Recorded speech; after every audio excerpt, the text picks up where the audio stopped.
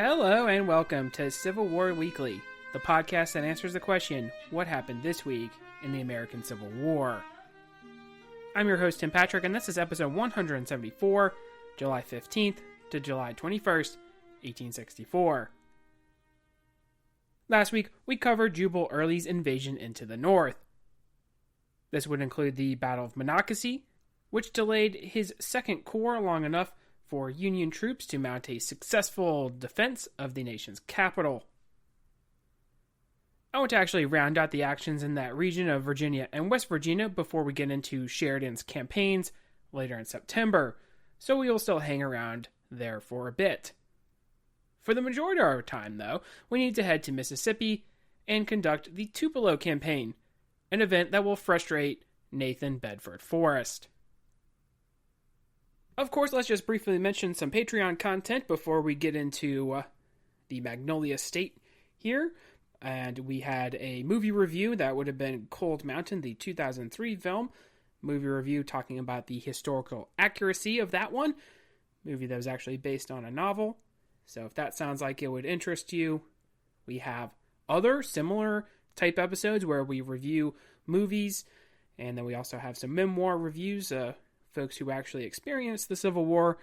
And of course, we also have our site visits where we will do a picture slideshow as well. So if any of that sounds like it would interest you, there is a link to the Patreon in the show description, and those proceeds do go toward the general upkeep of the show. They are greatly appreciated. So when we last left off in Northern Virginia, Early had been able to move his army back into the Old Dominion, having reached the outskirts of the nation's capital. He was going to continue to operate away from Lee's army, hopefully diverting resources from the Army of the Potomac.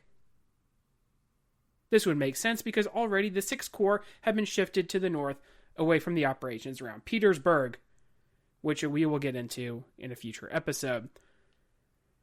Originally, remember, it had only been a division of the Sixth Corps. Grant was so reluctant to send any men to the area, but obviously he's facing some political pressure. And it's one of those instances where there is a comparison with George B. McClellan, and McClellan obviously bumped heads with Lincoln, and Grant was not without his disagreements. And this is a very common example of where Grant doesn't necessarily think that Jubal Early's corps threatening Washington is really all that big of a deal, and it might have been a bigger deal than it was. But we have an interesting parallel. Well, should have been a division, or originally might have just been a division. Maybe that's not going to be enough to stop Jubal Early. The entire Sixth Corps shows up. And that's actually also going to have ramifications for our Valley campaign of 1864, because those troops are going to stick around, and they're obviously going to be doing a lot of work as we get into here to the fall of 1864 against Jubal Early. George Crook and his Army of West Virginia would combine with the Sixth Corps, and thus the various commands would be put together, David Hunter also being at Harper's Ferry. Crook would have 3 infantry brigades, including one under Joseph Thoburn, who we mentioned in some of our previous Valley operations. Additionally, William Wing Averill and Alfred Defee would add 2 brigades of cavalry, so fairly sizable reinforcements to the Sixth Corps. This would form into the army that Sheridan will eventually use against Early later in the year. In late July, the Confederates would set up defensively in the vicinity of Berryville. Berryville is north of Front Royal and east of Winchester, on the west side of the Shenandoah River. You should, of course, know Front Royal and Winchester. We've talked about them before, and we obviously talked about them especially during the 1862 Valley Campaign. From there, they would see the advancing Union forces, hoping to combine. On July 17th, cavalry would skirmish, and the Union officers would decide to attack the rebels. Before they could launch an assault, Joseph Thurber's advanced elements would be attacked by Robert Rhodes. As the Federals turned to face Rhodes, Gordon and Wharton were able to enfilade the Union line, inflicting many casualties.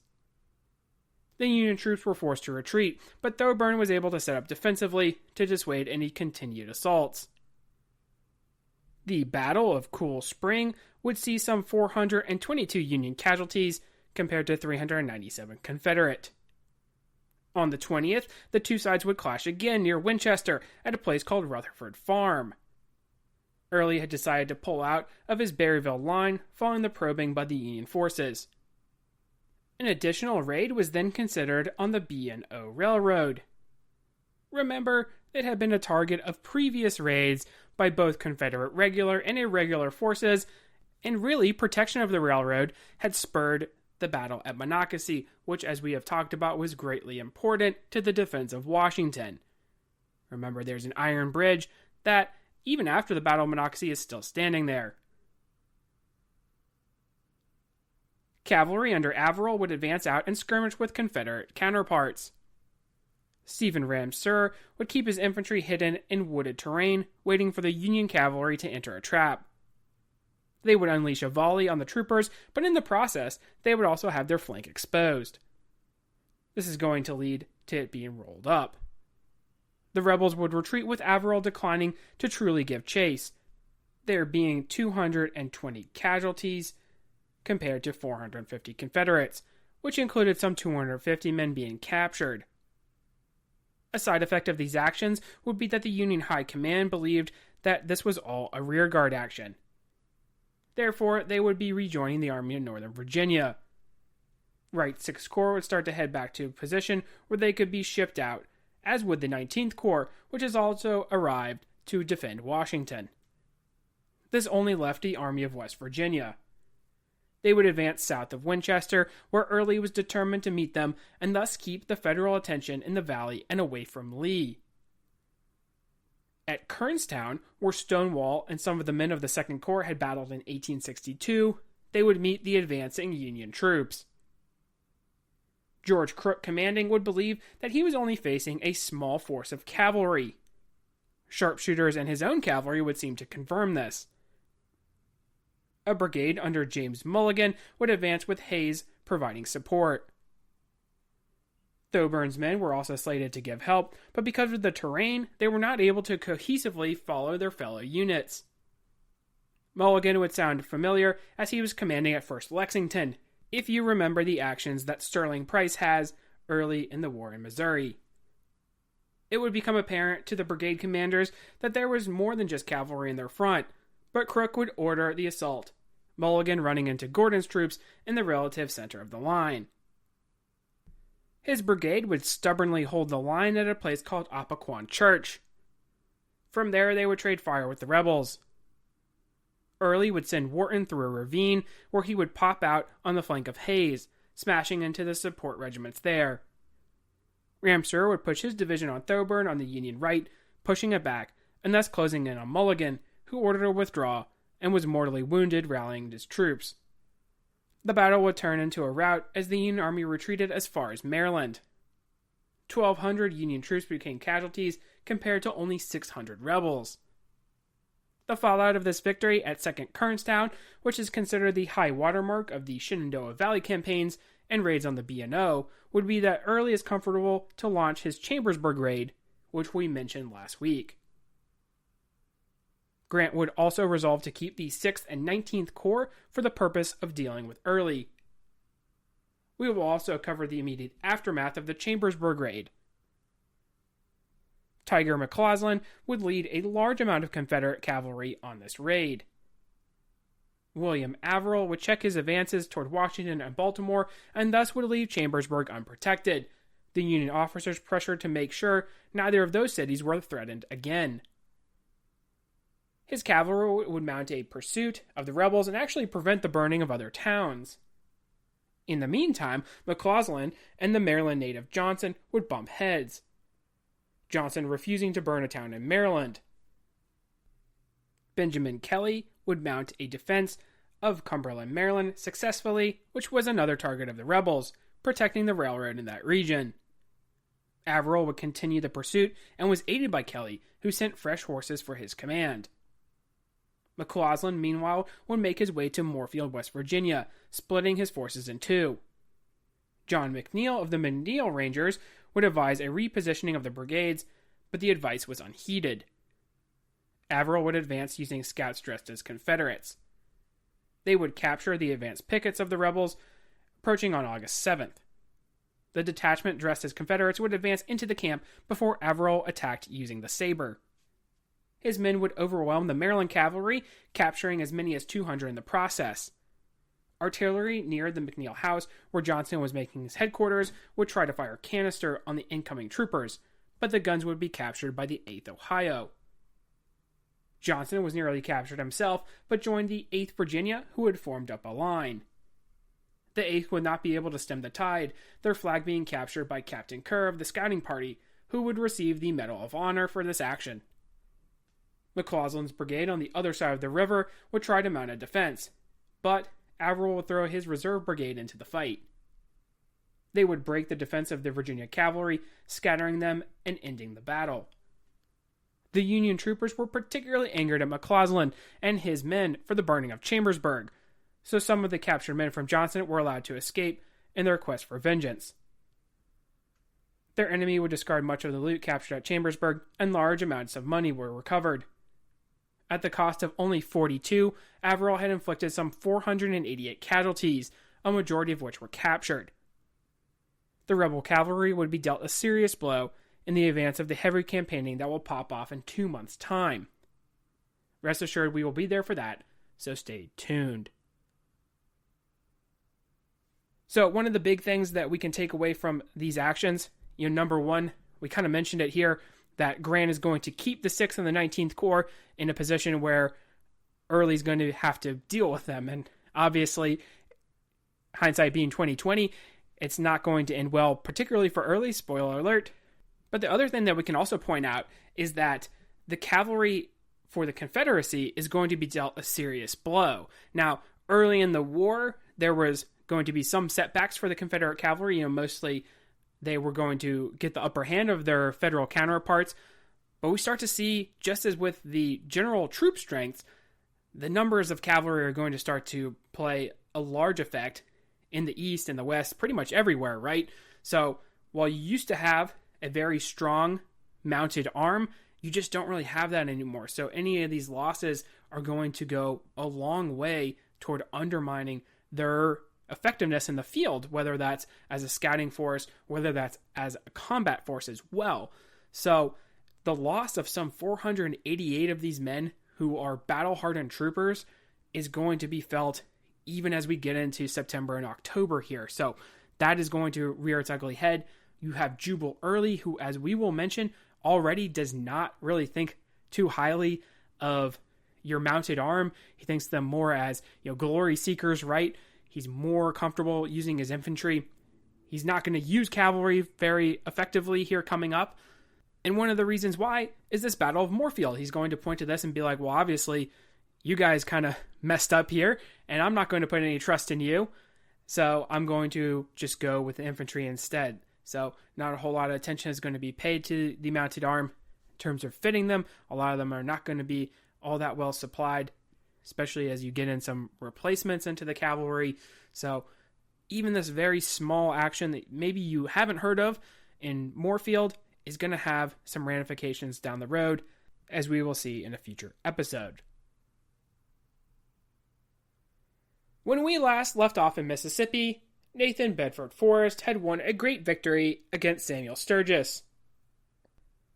The numbers were lopsided in favor of the Federals, and yet he was able to gain a battlefield victory, which some consider to be his best performance of the war.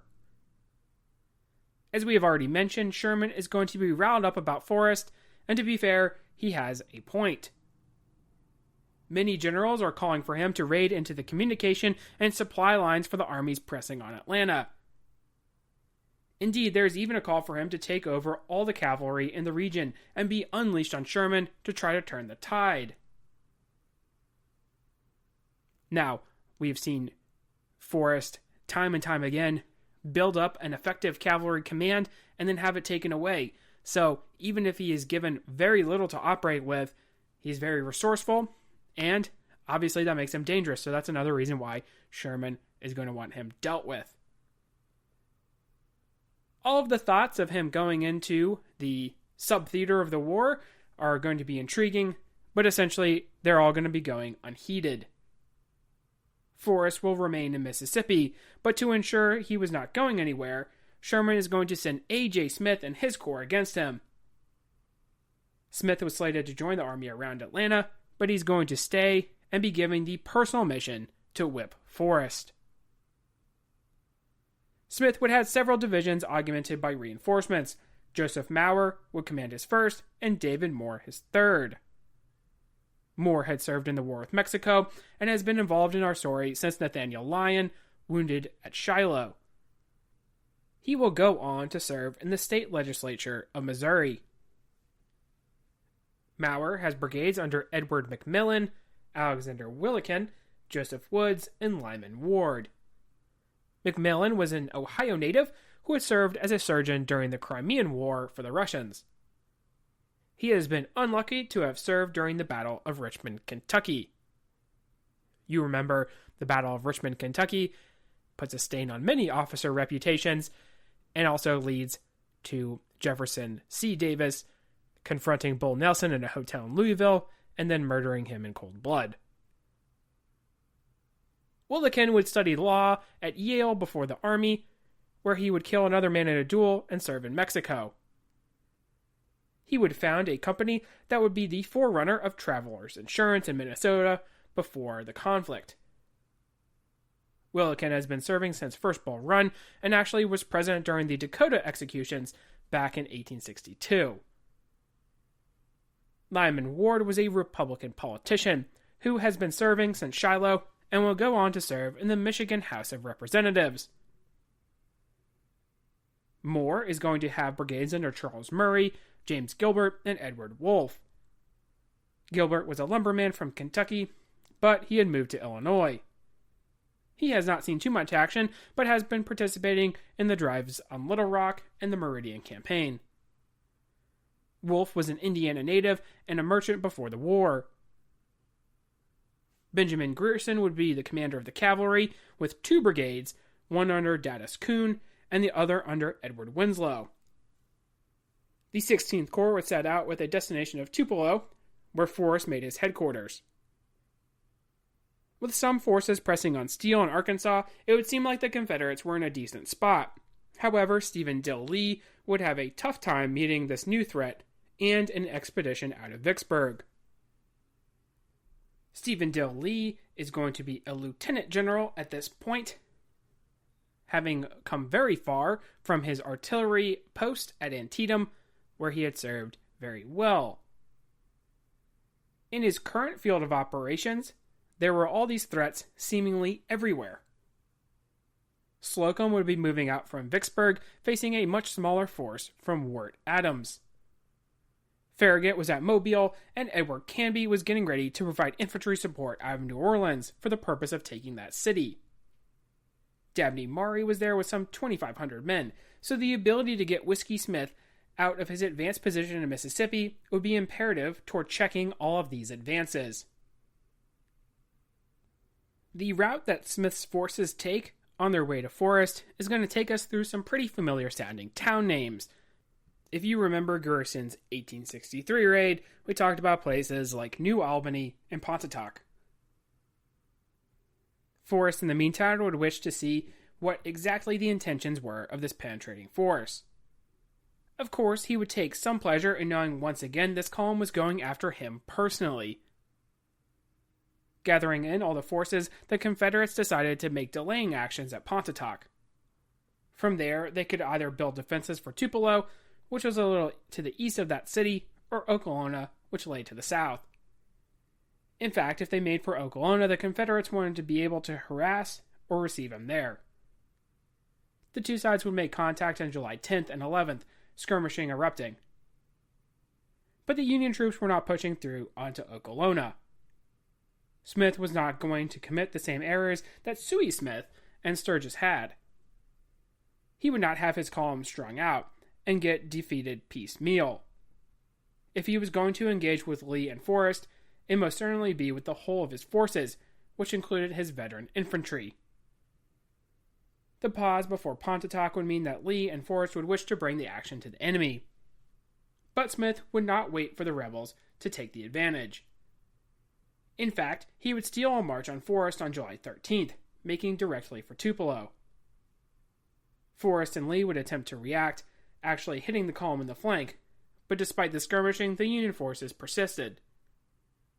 There was one point when the Confederates were able to kill mules pulling supply wagons, pushing back the 14th Wisconsin, but they were repulsed by the 33rd Wisconsin. Abraham Buford, one of Forrest's subordinates, would botch another attempted strike, allowing for Union troops to get into Tupelo and set up defensively. Grierson was already at work destroying track or anything else of military value. Smith would then find suitable ground to receive Forrest and his troopers. July 14th would mark a day in which the Confederates, mostly dismounted cavalry from Forrest's command, would make a direct assault. In the night, Forrest had personally reconnoitered the Federals, adding to his legend as he was shot at by Yankee pickets. This is yet another example of Forrest acting not in the way in which you would think that an eventual lieutenant general would act, right? It's why he's not necessarily slated for overall cavalry command. He doesn't perform particularly well during Chickamauga and Chattanooga, where he has to act, not where he is scouting positions personally. So, small unit commander excels at that, but obviously these larger unit commands he has trouble with. Smith would set up with Mower's division along the road to Pontotoc, where they had come from. Moore's division would be to the left of his, extending south. A brigade of colored troops watching the southern approach to Tupelo. The 2 brigades of cavalry would mark the flanks, and 1 brigade, Gilbert's, would form a reserve. All in all, it was a strong position should it be attacked. Lee and Forrest would debate whether this was going to be the best course of action. It was possible that Smith might pack up and move on, an enticing prospect, since hitting him on the road was going to be preferable for the mounted arm. But with the threats looming, it seemed that maybe a defeat in the field of the Union troops would be a key morale boost. It was also pointed out that some of the troops now facing the Rebs were present at Bryce's Crossroads, where they had broken given the right pressure. If there was a quick strike that might induce a retreat regardless of the veteran presence of some of Smith's officers, this might be a big win for the Confederates. Time being of the essence, the Confederates would resolve to attack. Lee would take the Confederate left, aligning against Wolfe Mower, and Forrest would take the right. Edward Crossland, a Kentucky native who would eventually serve in the U.S. House of Representatives for that state, would kick off the assaults, but the Kentucky cavalry would be dealt with quite severely. They had advanced ahead of the attacking Confederates and were so cut up that Forrest and his sector held off the brigade that would have advanced in tandem after rallying the breaking Kentucky troops. Mabry and his Mississippi brigade would fare no better, advancing close to the Federal line before going to ground, as would Bell's Tennesseans. Clark Bartow would be wounded leading his men in the attack. Likewise, Union General Alexander Willikin would be struck in the head and killed, owing to the ferocity of the firefight. A Tennessee trooper would write that they had never before been subject to such a tremendous gush of fire. Mabry and Bell were both trying to exploit a right angle in the Union line held by Joseph Mower's division. A brigade under Edwin Rucker would also attempt to exploit this and flank the position a little to the north. However, they too would be repulsed. Rucker, an industrialist from Birmingham, would be seriously wounded. Mower had ordered part of his command forward to clear out the rebels, who then retreated. S.D. Lee would be angry with Forrest for not committing Roddy's brigade into the fight, snapping at him that he did not execute the agreed-upon plan of attack. Robert McCullough's brigade would be held in reserve in case the Union troops tried to counter the bloody repulse. They did not, however. Instead, A.J. Smith was content with holding his ground. Forrest would personally move with Chalmers that night to probe the Union line, and there would be some skirmishing. Smith would realize that his ammunition was low and that food supplies had spoiled, thus really putting a damper on his victory of July 14th. By July 15th, the column was making its way back north, setting up a position along Old Town Creek. Some of Colonel Bouton's United States colored troops acting as rearguard. Abraham Buford is going to pursue Crossland and Bell, putting pressure on the rear, but the 61st and 68th United States colored troops would do good work in dissuading the rebels. Confederates would get into a good position on a creek with high ground in which they could cause some problems for the Yankees, including Grierson's cavalry, who would try to remove them unsuccessfully. Forrest is actually going to be wounded in the action, rumors swirling that he had been killed. Smith's columns, though, would be allowed to get back into Memphis or otherwise occupy their positions prior to the campaign. Tupelo had cost the Confederates dearly, losing approximately 1,300 in casualties compared to 648 on the side of the Union. A.J. Smith, who arguably does some of the best work against Forrest, especially in this region, misses a real opportunity to eliminate the Confederate threat by not attacking on July 14th. But as it was, Forrest is going to continue to launch operations, including raids, until the end of the war. Now, some of the interesting things I think from Tupelo that we can take away are that Forrest has a better relationship with Stephen Dale Lee than many of his other superior officers. It is actually recorded that Lee, despite reprimanding him in a battlefield situation, is still going to have the respect of Forrest. So obviously, there's a competency factor, perhaps.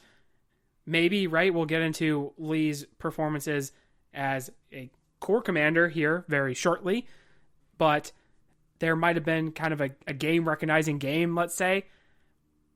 But if you compare that to some of the other interactions that Forrest has with superior officers, say Joe Wheeler or Braxton Bragg, like he threatens to kill Braxton Bragg at one point, which is, if you're a manager, it's probably not something that you want to hear from one of your employees, right?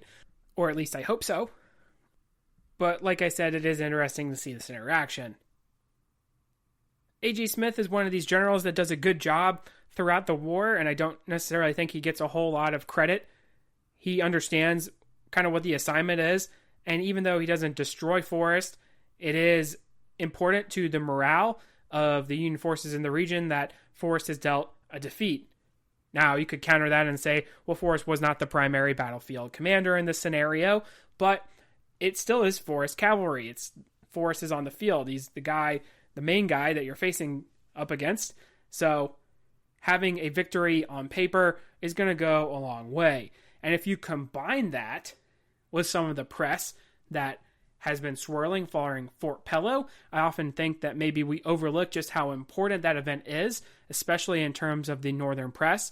They are going to call for some revenge against Nathan Bedford Forrest, right? Revenge in the sense that it was a massacre, and it was a massacre in the sense of not only were United States colored troops killed, but also white Tennessee troops were killed. So you have a mix of all the defenders of that particular fort that are victims, and there needs to be some kind of reprimand or some kind of response for Forrest. So getting at him and having him a defeat on the field, obviously you probably want a little bit more if you are from the Union perspective, but obviously it is still going to be very important.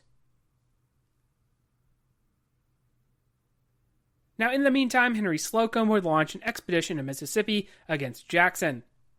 The Confederates had rebuilt a railroad bridge over the Pearl River, and many of the other federal officers would advise a movement to that effect.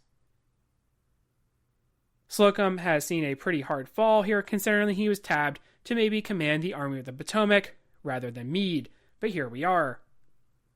Slocum would move out in early July and accomplish this task of destroying the bridge. Wirt Adams would try to catch him as he retreated from Jackson, but he was unsuccessful. Slocum would launch another raid to the Big Black River as well, the first of these forays in the beginning of July, the second in the middle of the month. Wirt Adams may have been able to add his command to the forces on the field at Tupelo had it not been for Henry Slocum in these operations. So while tactically A.J. Smith does a good job fighting the battle, it should be mentioned as well that these supporting movements are important.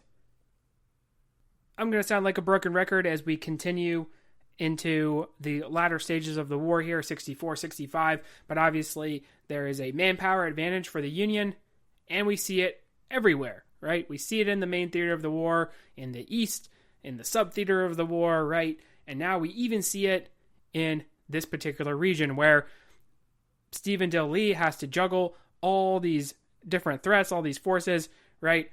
There's not going to be a whole lot of things that he can do if the Navy is going to, say, break into Mobile Bay, as we'll get into. But a land force could cause some problems there, right? And there's only going to be 2,500 men defending that key city. Is really the last major, besides Wilmington, the last major port that the Confederacy has. And he only has so many men in the field against all these threats. And even if the quality of these Union troops is subpar, if you only have some 2,000 cavalrymen from Wirt Adams to go up against Slocum, who's operating with essentially division or corps strength, then yeah, it's going to be a problem. So this is going to be something that we're going to be seeing everywhere. Trans-Mississippi, all the way into the main theater of the war. So we will wrap up the episode there. This week we spent some extended time in Mississippi seeing what Nathan Bedford Forrest is up to, and specifically A.J. Smith's operations against him. Smith will continue to try to back Forrest, still a high priority for Sherman. Lee and Forrest, despite their miscommunication on the battlefield, will continue to remain on good terms even after the war. Next week, we will shift back to Georgia. We will have continued battles around Atlanta, but first, we need to bench Joseph E. Johnson. Again. If you like what you hear, please make sure to leave a review. Posted in the description should be a link to the website as well as Patreon information. Support for general upkeep of the show is greatly appreciated. Feedback is always welcome. Questions, comments, concerns. The email is cwweeklypod@gmail.com. Thank you all so much for listening, and have a great week.